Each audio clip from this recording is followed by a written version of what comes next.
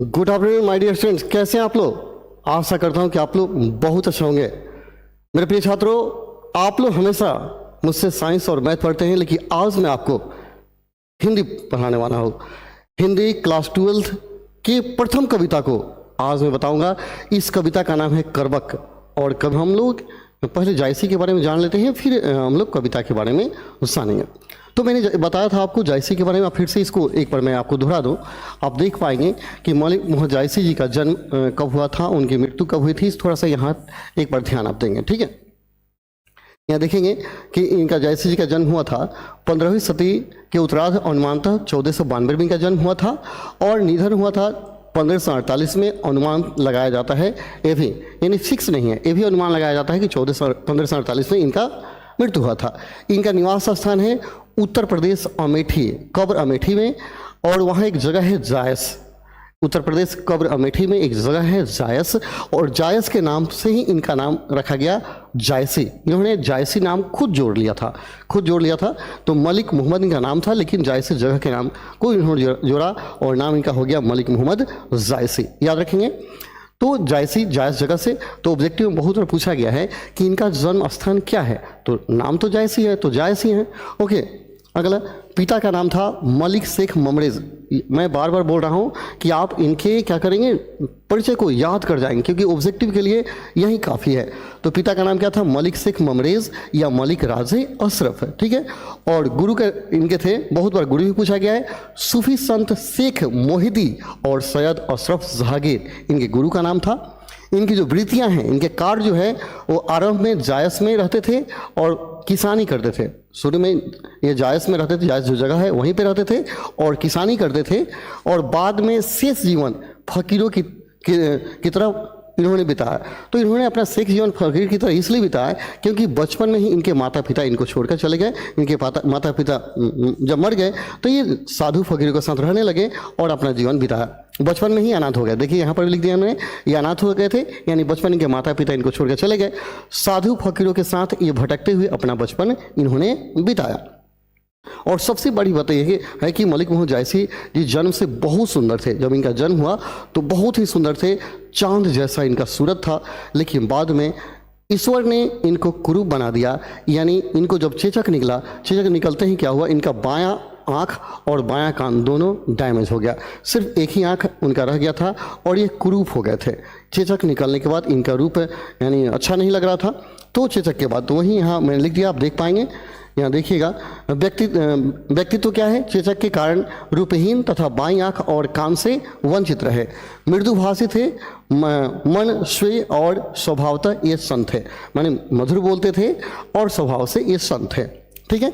इनकी कृतियाँ कौन कौन सी है, तो पद्मावत है, अखरावट है, आखिरी कलाम है, चित्ररेखा है, कहरनामा है और महरी वायसी मसला या मसलनामा है। खंडित प्रति इनकी भी प्राप्त है। इनकी अलग अलग प्रतियाँ भी प्राप्त है। तो सबसे ज़्यादा यहाँ जो पद्मावत है बहुत ही ज़्यादा पॉपुलर है, जिसको याद रखेंगे पद्मावत। तो पद्मावत से ये जो करबक आपका जो लिया गया है, यह पद्मावत से ही लिया गया है। और आप जानना चाहेंगे पद्मावत आया कहाँ से। तो पद्मावत में जो कहानी है वह कहानी है राजा रतन सेन। याद रहे, जो पद्मावत मैंने कहा, इस पद्मावत में कहानी है राजा रतन सेन। ये रतन सेन कहाँ के थे, ये राजा रतन सेन आप याद रखें, ये चित्तौड़गढ़ के थे नरेश, चित्तौड़गढ़ के नरेश राजा रतन सेन और सिंहल द्वीप की राजकुमारी पद्मावती, इन दोनों के प्रेम कथा को लिखा गया है। किसमें, पद्मावत में। किनके बारे में, राजा रतन सेन यानी और सिंहल द्वीप की राजकुमारी पद्मावती के प्रेम कथा को पद्मावत में लिखा गया है। फिर अखरावट है, आखिरी कलाम है, चित्ररेखा है, करनामा, ये सब याद रखेंगे। इसके अतिरिक्त चंपावत, होलीनामा, इतरावत आदि कृतियाँ भी उल्लेख में आती है। इसके सिवा और सारी कृतियाँ हैं जो उल्लेख में आती है, लेकिन मुख्य रूप से जो कृतियाँ हैं उसको आप याद रखेंगे।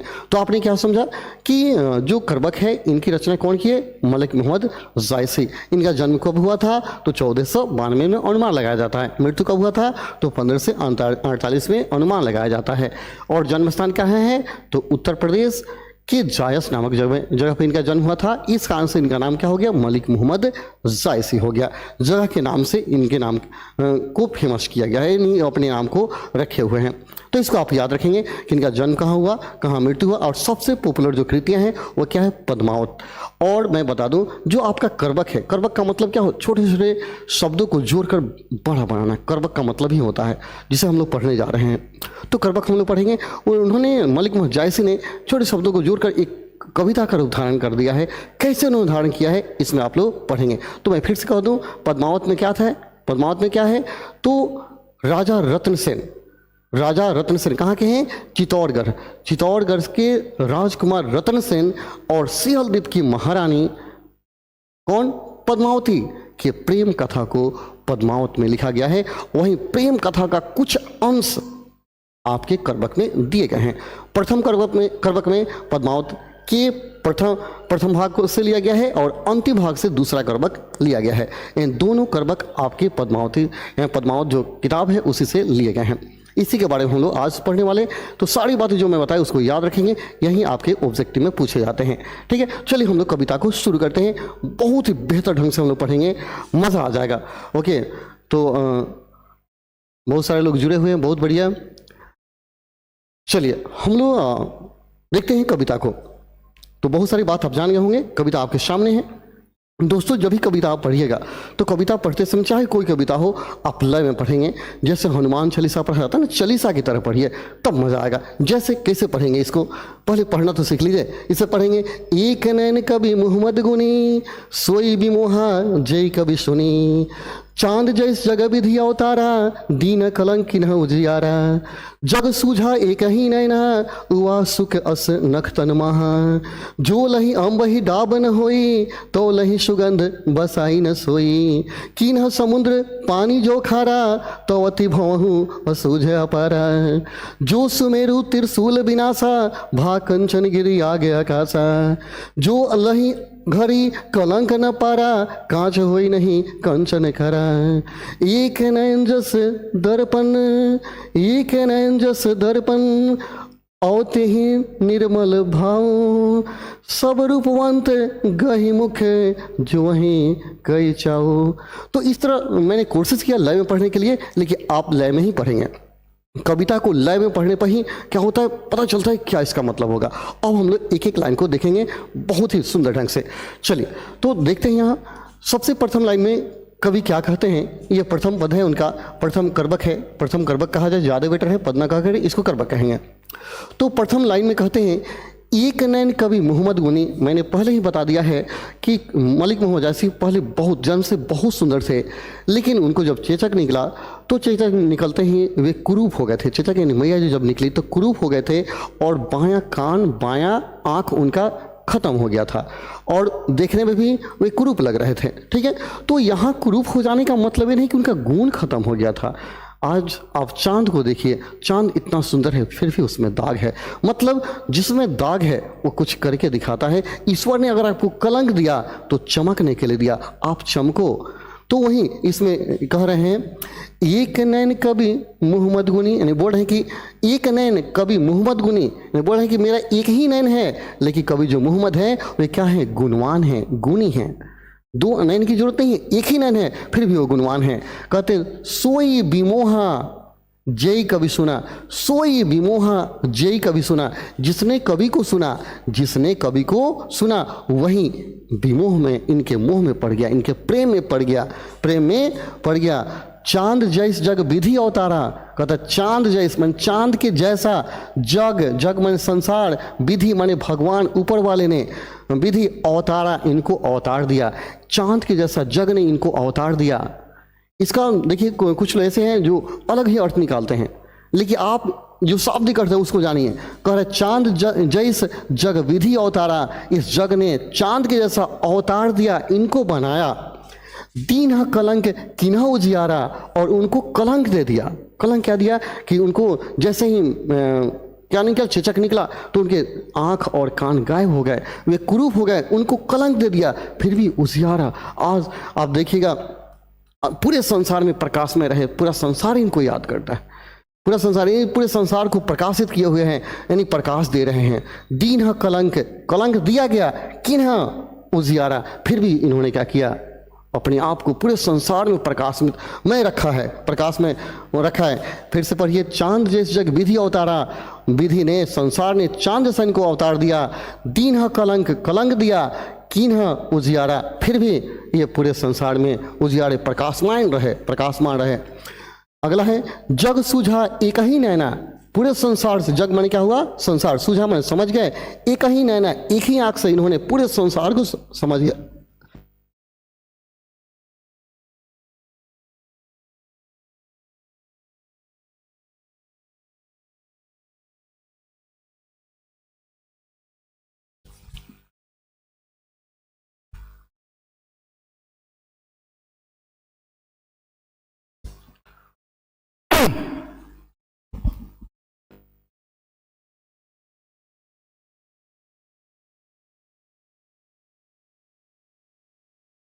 थोड़ा खांसी हो गया ना, परेशानी होता है। ओके, देखिए फिर यहाँ अगले लाइन में कहता है, जग सूझा एक ही नैना, कवि बोल रहे हैं कि एक ही नैन से पूरे संसार को मैंने समझ लिया, देख लिया।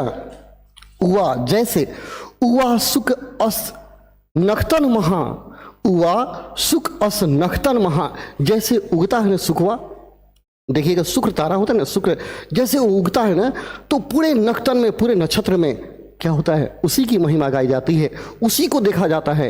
यानी पूरे नक्षत्र में एक शुक्वा ही दिखाई देता है, वो वहीं दिखता है। तो शुक्वा की तरह मैंने एक आंख से पूरे संसार को समझ लिया, संसार को जान गया। फिर कहते हैं, जौ लही अम्ब ही डाब न होई, जौ यानी जब तक, लही अम्ब ही डाब न होई, जब तक अम्ब माने आम में, डाब माने उसमें क्या होता है, जब तक दाग नहीं लगता है, आम में जब तक दाग नहीं लगता। कभी देखिएगा बहुत सारा आम फड़ा होता है ना, तो आम पर क्या होता है, चोप लग जाता है ना, तो लोग कहते हैं कोयल इसको मार दिया ना, तो क्या होता है उस वहाँ सड़ जाता है। तो देखिएगा उसमें क्या होता है, सुगंध आता है, बहुत अच्छा महकता है। ठीक है, यानी कहने का अर्थ है जब आम में दाग हो जाता है तो महकने लगता है। तो वहीं कभी बोल रहे हैं, जो लही अम्ब ही डाब न होई, जब तक आम में दाग नहीं होगा, तो लही सुगंध बसाई न सोई, तो लही सुगंध बसाई न सोई, तब तक उसका सुगंध फैलेगा नहीं, उसका सुगंध सबको आएगा नहीं। फिर कहते हैं, किन्ह समुद्र पानी जो खारा, जो समुद्र है उसका पानी क्या है, पूरा खारा है। समुद्र का पानी क्या होता है, चाहे समुद्र का पानी खारा ही क्यों है, तो अति भाव असूझ अपारा, और वह क्या है, आज असूझ और अपार है। कहने का मतलब है पानी इतना असूझ और अपार है, भले ही खड़ा क्यों है लेकिन वो असूझ अपार है, उसको आप समझ नहीं पाएंगे। ठीक है, तो अति भावहूँ असूझ अपारा, जब खड़ा है इसी वजह से तो क्या असूझ और अपार है, अगर वो खड़ा नहीं होता तो असूझ अपार होता ही नहीं, लोग उसको समझ जाते। कहता है, जौ सिमेरु त्रिशूल विनाशा। अब देखिए, जौ सिमेरु त्रिशूल विनाशा, जो सिमेरु पर्वत था उसको शंकर भगवान ने क्या किया, त्रिशूल चलाकर सोचा कि उसको विनाश कर दें, उसको बर्बाद कर दें। लेकिन जैसे ही शंकर भगवान का त्रिशूल उस सुमेरु पर्वत का लगता है तो उस त्रिशूल को स्पर्श करते ही सुमेरु पर्वत क्या होता है, बहुत बड़ा हो जाता है और सोने का बन जाता है। यानी कहने का उसको कलंक देने के लिए भगवान ने सोचा, लेकिन कलंक को लेकर के भगवान का स्पर्श पा करके वह क्या होता है, पूरा कंचन का हो जाता है, सोना का हो जाता है और आसमान को छूने लगता है। यानी कहने का अर्थ है, ईश्वर आपने अगर कलंक दिया है तो कहीं कुछ और देखना चाहता है, आपको और कुछ बनाना चाहता है। तो वहीं यहाँ देखिए, कहते हैं, जो सुमेरु त्रिशूल विनाशा, जैसे ही भगवान ने त्रिशूल से सुमेरु पर्वत को विनाश करना चाहा, भा माने हो गया, कंचन गिरी आग आकाशा, वह कंचन का हो गया और आग आकाशा, और आकाश को छूने लगा, आकाश को छूने लगा। जो लही घड़ी कलंक ना पड़ा, जब तक घड़े को तपाया नहीं जाता है, कांच होई नहीं कंचन काड़ा, तब तक कांच का और कंचन का कड़ा नहीं बनता है, उस सोने का कड़ा नहीं बनेगा। जब तक उसको आग में हम तपाएंगे नहीं तब तक उसका कड़ा नहीं बनेगा। कहने का मतलब है, जब तक आप खुद को नहीं तपाइएगा तब तक आप कुछ करने वाले नहीं हैं। फिर देखिए आगे लाइन में कहता है, एक नैन जस दर्पण औते ही निर्मल भाव, सब रूपवंत गही मुखे जो वहीं कई चाओ।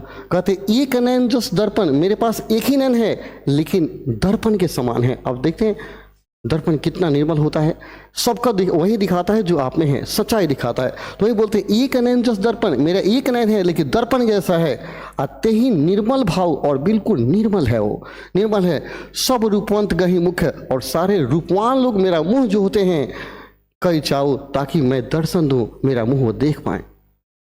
तो यहाँ प्रथम जो भाग है करबक का खत्म हो जाता है। और आशा करता हूँ कि आपको समझ में आ रहा होगा, और कहीं डाउट होगा तो बोलिएगा। और इस कविता में डाउट नहीं होना चाहिए, मेरा आशा है कि आपको समझ में आ रहा हो। कमेंट करेंगे, अगर आपको अच्छा लगता है तो एक थंब का जरूर कमेंट में आना चाहिए। मैं देखना चाहता हूँ कितने लोगों को मेरा पढ़ाया करबक समझ में आ रहा है। ओके ओके, एक थंब में प्रेशर होना चाहिए। चलिए, तो इस करबक में आपने क्या समझा कि कवि मोहम्मद जायसी क्या है, शुरू से विकलांग नहीं है, शुरू से उनका आँख और कान क्या है गड़बड़ नहीं था, बहुत सुंदर थे, लेकिन बाद में क्या वो कुरूप हो जाते हैं और अपने रूप की बखान करते हैं। कहते हैं कि जो रूपवंत हैं अगर उनमें गुण नहीं है तो वो बेकार हैं। मैं रूपवंत नहीं हूँ फिर भी गुणवान हूँ, पूरे संसार को उस शुक्र की तरह क्या करता हूँ, प्रकाश देता हूँ। ठीक है, तो यहाँ कवि अपनी तुलना किन किन से की है आप इसमें आपने देखा। चलिए अगले करबक को हम लोग देखते हैं। यह बहुत ही मज़ेदार है, आप यहाँ देख सकते हैं, यह जायसी जी हैं और ये महारानी पद्मावती हैं। बहुत सुंदर है महारानी पद्मावती, रियल में बहुत सुंदर है, जो सिंहलदीप की राजकुमारी है। और इस राजकुमारी से राजा रत्न सेन को प्यार हो जाता है और उस प्रेम की बखान पद्मावती नामक किताब में, पद्मावत नामक किताब में की गई है। और उसी का सेकेंड अंश है यह आपका दूसरा करबक, जिसमें प्रेम की गाथा को मलिक मोहम्मद जायसी ने प्रस्तुत किया है। तो मैं आपको बता दूं, जब भी आप कविता पढ़िएगा तो किस तरह पढ़िएगा, हनुमान चालीसा की तरह पढ़िएगा। चलिए एक बार पढ़ के दिखाते हैं कैसे पढ़ते हैं। तो इसे पढ़ेंगे, जैसे देखिए मज़ा आना चाहिए। मोहम्मद यही कभी जोड़ी सुनावा, सुना जो प्रेम पीर गावा, जोड़ी लाई रकत के लिए गाढ़े प्रीत नंजल भई, ओ मन जागे कवित असकिन्हा, मको यह रहे जगत महचिन्हा, कहाँ सो रतन सेनी अस राजा, कहाँ सुवासी बुधि उपराजा, कहाँ अलाउद्दीन सुल्तानु, कहाँ राघोजय किन्ह बखानु, कह स्वरूप पद्मावती रानी, कोई न रहा जग रही कहानी, धनी सो पुरुष जस किरित जासु, फूल मरे पर मरे न बासु, कोई न जगत जस बेचा, कोई न लिह जग मोल, जो यह पढ़े कहानी हम सुमरे दोई बोल। तो हमने कोशिश किया लय में बताने के लिए, हो सकता है हमको गाना नहीं गाने आता है तो ज़्यादा लय तो नहीं आया, लेकिन आप कोशिश करेंगे लय में इसको गाने के लिए, तब जाके मज़ा आएगा। ठीक है, तो आप लोग कोशिश करेंगे इसको लय में गाएं। ठीक है, जब भी गाएं लय में गाएं, मज़ा आएगा। ठीक है, अब एक एक लाइन को हम लोग देखने की कोशिश करेंगे, एक एक लाइन को समझेंगे। ठीक है, देखिए प्रथम लाइन को आप देखेंगे। प्रथम लाइन कहते हैं कभी, हमने क्या बताया, यह क्या है, पद्मावत का अंतिम छंद है, अंतिम भाग से लिया गया है। ठीक है, जिसमें उनके प्रेम की बखान की गई है। ठीक है, इसमें कहते हैं मोहम्मद जायसी कहते हैं, मोहम्मद यही कभी जोड़ी सुनावा, यानी ये जो कविता लिया गया है, कहते हैं कि मैंने जोड़ जोड़ कर सुना रहा हूँ, एक एक पद को जोड़ कर आपको सुना रहा हूँ। सुनिए क्या सुना रहा हूँ, मोहम्मद यही कभी जोड़ी सुनावा, सुना जो प्रेम पीर गावा, सुना जो प्रेम पीर गावा, जिसने सुना वही अपने प्रेम का पीर गाने लगा। आज मोहम्मद जी क्या करते हैं, उस प्रेम का बखान कर रहे हैं, आपको सुना रहे हैं, लेकिन जिसने सुना अपने प्रेम को याद करने लगा, अपने प्रेम के पीड़ा को याद करने लगा, वो महसूस करने लगा कि प्रेम में आखिर पीड़ा कितनी होती है। देखिए कितनी पीड़ा होती है, वो मोहम्मद जायसी आपको बताएंगे। जोड़ी लाई रकत के लिए, कहते हैं कि जोड़ी लाई, जोड़ के मैंने लाया है, जोड़ी लाई जोड़ के मैंने लाया है, रकत के लिए अपने खून को निकाला, उसका लेई बना दिया, और तब उस शब्दों को जोड़ के यहाँ मैंने लाया है और आपको मैं बता रहा हूँ। जोड़ी लाई रकत के लिए, रक्त के लेई से जोड़कर मैंने इन शब्दों को लाया है। गाढ़ी प्रीत नैन जल भई, गाढ़ी प्रीत नैन जल भई, यह प्रीत, यह प्रेम इतना गहरा है कि यह जल जो है ये भी गाढ़ा हो गया है, नैन का जल भी क्या हो गया है, उस प्रेम में, उस प्रीत में गाढ़ा हो गया है। यानी कहने रोते रोते आंसू भी जम गए हैं, इतना प्रेम का पागल है कौन, पद्मावती और रतन सेन। कहते हैं ओ मन जानी मेरा मन जानता है, ओ मन जानी कवित अस्किन्हा, मेरा मन जानता है कि मैंने इस कविता को क्यों लिखा है, क्यों बनाया है, क्यों मैंने जोड़ कर लाया है। ओ मन जानी कवित अस्किन्हा, मेरा मन जानता है कि मैंने क्यों इस कविता को लिखा। मकु यह रहे जगत महचिना, ताकि मेरा भी इस जगत में एक चिन्ह रह जाए, एक पहचान रह जाए। कभी यही कहते हैं कि मैं जानता हूं कि मैंने इस कविता को क्यों लिखा, इसलिए लिखा कि मेरा भी इस जगत में एक चिन्ह रह जाए। चिन्ह माने का एक पहचान रह जाए, पहचान रहे। जगत मह चिन्हा, जगत में भी मुझे एक पहचान मिले। कहाँ सो रतन सेनी अस राजा, कहाँ सो रतन सेनी अस राजा। कहते हैं आज वो रतन सेन राजा कहाँ हैं, यानी वो चले गए, चले गए। कहाँ सो रतन सेनी अस राजा, कहाँ सुआ असी बुद्धि उपराजा। और वह सुगा भी नहीं है जो पद्मावती रानी के पास था, बहुत बुद्धवान सुगा था, और वो सुगा भी आज नहीं है, वो भी चला गया, वो भी मर गया, वो भी मर गया। यानी कहने का अर्थ है ना तो राजा रत्नसेन है और ना ही पद्मावती की वो सुगा है, वो भी चला गया, मर गया, भाग गया, चला गया। कहाँ अलाउद्दीन सुल्तानू, और वह अलाउद्दीन सुल्तान भी नहीं है जिसने पद्मावती को पाने के लिए आक्रमण किया था, वो भी नहीं है, वो भी खत्म हो गया, मर गया। कहाँ राघव जय कीन्ह बखानू, और वह राघव भी नहीं रहा जो इनका बखान करता था, इनके प्रेम का, इनके सुंदरता का बखान करता था, आज वो भी राघव नहीं है जिसका मैं बखानूं। फिर कहते हैं कहाँ स्वरूप पद्मावती रानी, अब वो स्वरूपा माने कहने करते जो जितनी रूपवंत रानी थी आज वो भी नहीं है। कहाँ स्वरूप रूपवंती रानी, वो रूपवंती रानी भी कहाँ है। कोई न रहा जग रही कहानी, यानी कोई नहीं रहा, सिर्फ इस जग में क्या रह गई, उनकी कहानियां रह गई। कोई न रहा जग रही कहानी, यानी कभी कहते हैं कि आज मैं इस कविता को रचना क्यों किया, मैं जानता हूँ, मैंने इसलिए रचा कि मेरी भी कहानी इस जगत में रह जाए, मेरा भी एक चिन्ह रह जाए, मेरा भी एक पहचान रह जाए, पहचान। कभी कहते हैं कि आज ना तो रत्नसेन है, आज ना तो वो सुगा है, और ना ही वो अलाउद्दीन है, ना ही राघव है, ना ही पद्मावती रानी है, सिर्फ उनकी कहानी है, सिर्फ उनकी क्या है, कहानी है। अतः आप भी अमर होना चाहते हैं तो अपनी कहानियां बनाइए ताकि आपकी कहानियां यहाँ रह जाए। यानी कोई यहाँ रहने वाला नहीं है, कोई यहाँ रहने वाला नहीं है। ओके, कोई कमेंट कर रहे हैं, बहुत बढ़िया। कार राधे राधे चाहिए ना, क्या क्या बोल रहे हैं। ओके ओके, बोलिएगा जो भी हो। ओके, अगर आप लोगों को वीडियो अच्छा लगता है तो एक बार थोड़ा सा कमेंट में थंब बनाइए और कमेंट करते रहिए, वीडियो को शेयर कीजिए ताकि मज़ा आए पढ़ाने में। और कुछ लाइन इसमें बचे हैं जिसको हम क्लियर कर देते हैं।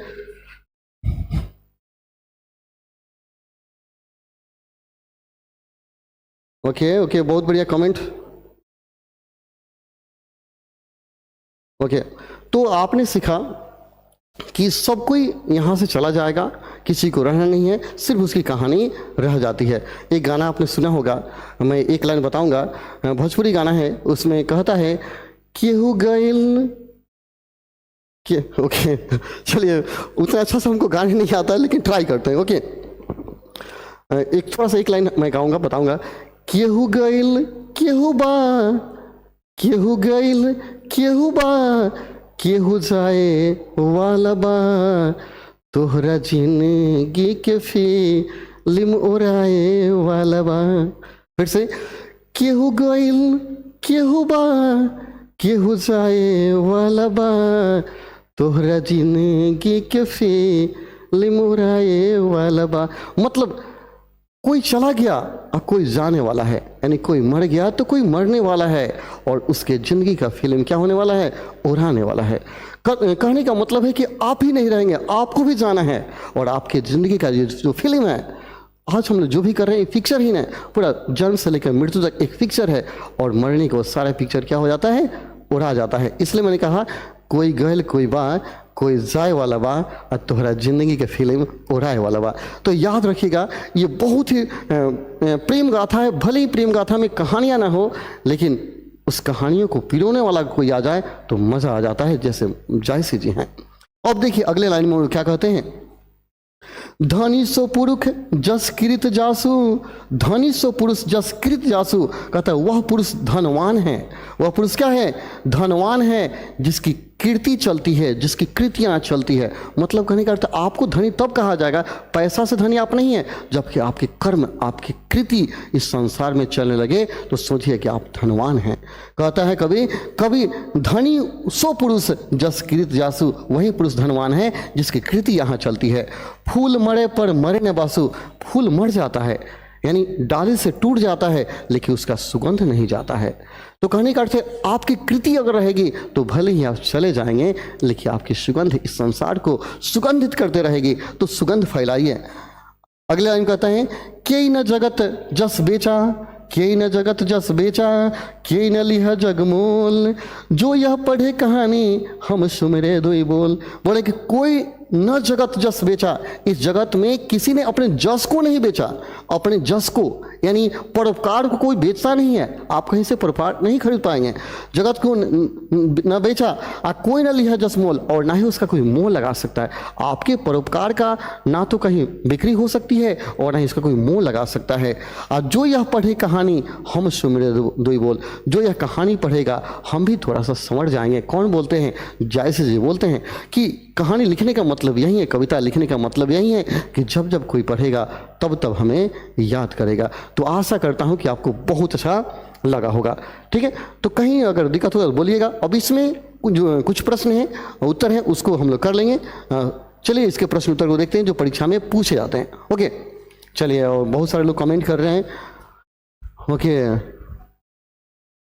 विपिन कुमार हैं, रितु शर्मा, बहुत बढ़िया बहुत बढ़िया। चलिए, तो इसके क्वेश्चन को देखिएगा जो आपके परीक्षा में पूछे जाते हैं, उसको हम लोग ध्यान में रखेंगे। देखिए, सबसे पहले आपके सामने क्वेश्चन है, कवि ने अपनी एक आंख की तुलना दर्पण से क्यों की है?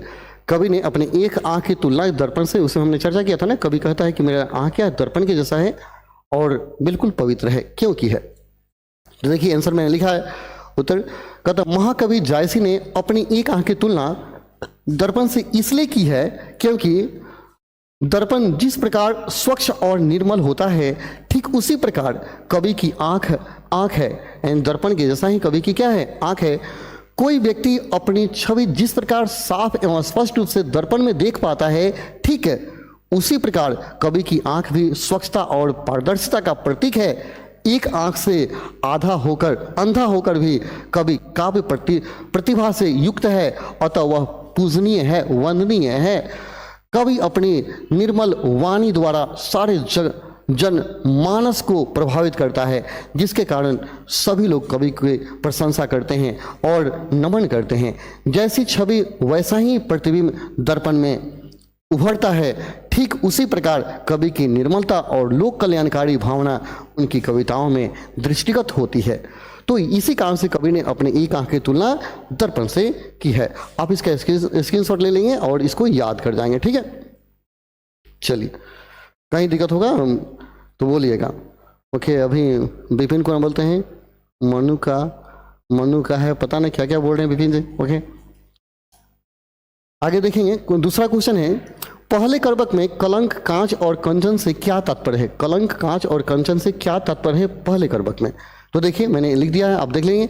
अपनी कविताओं में कवि ने कलंक, कांच और कंचन आदि शब्दों का प्रयोग किया है। इन शब्दों की कविताओं में अपनी अलग अलग विशेषताएं हैं। कवि ने इन शब्दों के माध्यम से अपने विचारों को अभिव्यक्ति देने का कार्य किया है। जिस प्रकार काले धब्बे के कारण चंद्रमा कलंकित हो गया, फिर भी अपनी प्रभा से जग को आलोकित करने का काम किया। जिस प्रभा के आगे चंद्रमा का काला धब्बा ओझल हो जाता है, ठीक उसी प्रकार गुणीजन की कृतियों के सामने उनके एकाध दोष लोगों की नज़र से ओझल हो जाते हैं।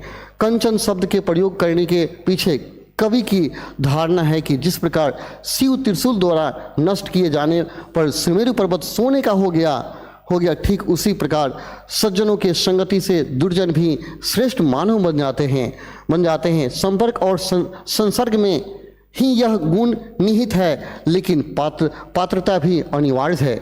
यहाँ भी कवि ने गुण कर्म की विशेषता का वर्णन किया है।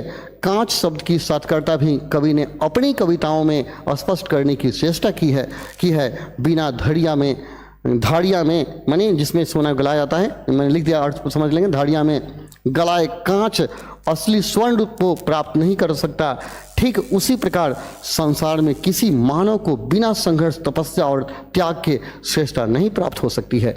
तो यही है कलंक, कांच और कंचन का तात्पर्य। तो आप इसका स्क्रीनशॉट लेंगे और इसे भी याद कर लेंगे। ओके। अगला क्वेश्चन आपके सामने है, आप देख पाएंगे। क्वेश्चन है, पहले करवक में व्यंजित जायसी के आत्मविश्वास का परिचय अपने शब्दों में दीजिए। पहले करवक में व्यंजित जायसी के आत्मविश्वास का परिचय अपने शब्दों में दीजिए। आपका आंसर होगा महाकवि। महाकवि जायसी अपनी कुरूपता और एक आंख से अंधे होने पर शोक प्रकट नहीं करते हैं, बल्कि आत्मविश्वास के साथ अपनी काव्य प्रतिभा के बल पर लोकहित की बातें करते हैं। प्राकृतिक प्रतीकों द्वारा जीवन में गुण की महानता की विशेषताओं का वर्णन करते हैं। जिस प्रकार चंद्रमा काले धब्बे के कारण कलंकित तो हो गया, किंतु अपनी प्रभा युक्त आभा से सारे जग को आलोकित करता है, अतः उसका दोष उसके गुण के आगे ओझल हो जाता है। सुमेरु पर्वत की यश गाथा भी शिव त्रिशूल के स्पर्श बिना निरर्थक है। घड़िया में तपाए बिना सोना में निखार नहीं आता। ठीक उसी प्रकार कवि का जीवन भी नेत्रहीनता के कारण दोषा भाव उत्पन्न तो करता है, किंतु उसकी काव्य प्रतिभा के आगे सब कुछ गौण पड़ जाता है। कहने का तात्पर्य यह है कि कवि का नेत्र नक्षत्रों के बीच चमकते हुए शुक्र तारे की तरह है, जिसके काव्य का श्रवण कर सभी जग मोहित हो जाता है। बहुत ही सुंदर मैंने आंसर लिखा है, बहुत ही मजा आएगा। अगर ऐसे आंसर अगर आप परीक्षा में लिखते हैं तो कहीं आधा नंबर काटने की भी गुंजाइश किसी को नहीं होगी, अतः आप ऐसे ही आंसर लिखेंगे, मजा आ जाएगा, देखने वाला भी गदगद हो जाएंगे। अगला है आपका क्वेश्चन, देखेंगे। क्वेश्चन है, कवि ने किस रूप में स्वयं को याद रखे जाने की इच्छा व्यक्त की है, उनकी इस इच्छा का मर्म बताएं। देखिए, मैंने कहा है कवि मलिक मोहन जायसी ने अपनी स्मृति के रक्षार्थ जो इच्छा प्रकट की है उसका वर्णन अपनी कविताओं में किया है। कवि का कहना है कि मैंने जानबूझकर संगीतमय काव्य की रचना की है ताकि इस प्रबंध के रूप में संसार में मेरी स्मृति बरकरार रहे। इस काव्य कृति में वर्णित प्रगाढ़ प्रेम स्वरथा नयनों की आश्रुधारा से सिंचित है, यानी कठिन विरह प्रधान काव्य है। दूसरे शब्द में जायसी ने उस कारण का उल्लेख किया है जिससे प्रेरित होकर उन्होंने लौकिक कथा का आध्यात्मिक विरह और कठोर सूफी साधना के सिद्धांतों से परिपुष्ट किया है। इसका कारण उनकी लोकेशन है। उनकी हार्दिक इच्छा है कि संसार में उनकी मृत्यु के बाद उनकी कृति नष्ट न हो। अगर वह केवल लौकिक कथा मात्र लिखते तो उससे उनकी कृति चिरस्थायी नहीं होती। अपनी कृति चिरस्थायी करने के लिए ही उन्होंने पद्मावती की लौकिक कथा को सूफी साधना की आध्यात्मिक पृष्ठभूमि पर प्रतिष्ठित किया है। लोकेशना भी मनुष्य की सबसे प्रमुख वृत्ति है। अंग्रेज कवि मिल्टन ने तो इसे श्रेष्ठ कवि व्यक्ति की अंतिम दुर्बलता कहा है। तो अच्छा से आप इसे देखेंगे और याद कर लेंगे, ठीक है। अगला क्वेश्चन था, बहुत ही बढ़िया क्वेश्चन है, रक्त के लेई का क्या अर्थ है। भी इसको आप याद कर लेंगे, परीक्षा में अगले साल पूछना चाहिए इसको, ठीक है। यहाँ पर लेखक ने लेई के रूपक के से यह बताने की चेष्टा की है कि उसने अपने कथा के विभिन्न प्रसंगों को किस प्रकार एक ही सूत्र में बांधा है। कवि कहता है कि मैंने अपने रक्त की लेई बनाई है, अर्थात कठिन साधना की है। यह लेई या साधना प्रेम रूपी आंसुओं से अपलावित की गई है। कवि का व्यंग्यार्थ है कि इस कथा की रचना उसने कठोर सूफी साधना के फलस्वरूप की है और फिर इसको उसने प्रेम रूपी आंसुओं से विशिष्ट आध्यात्मिक विरह द्वारा पुष्ट किया है। लौकिक कथा को इस प्रकार अलौकिक साधना और आध्यात्मिक विरह से परिपुष्ट करने के कारण ही जायसी ने अपनी काव्य कृति के द्वारा लोक जगत में अमरत्व प्राप्ति की प्रबल इच्छा बताया है। तो ये आपके आंसर हुए रक्त के लेई का क्या तात्पर्य है। इसको अच्छा से एक दो बार स्क्रीनशॉट ले लीजिए, एक दो बार पढ़ेंगे आपको समझ में आ जाएगा। मैं एक बार पढ़ के आपको बताता हूँ, बहुत ज़्यादा कठिन नहीं है।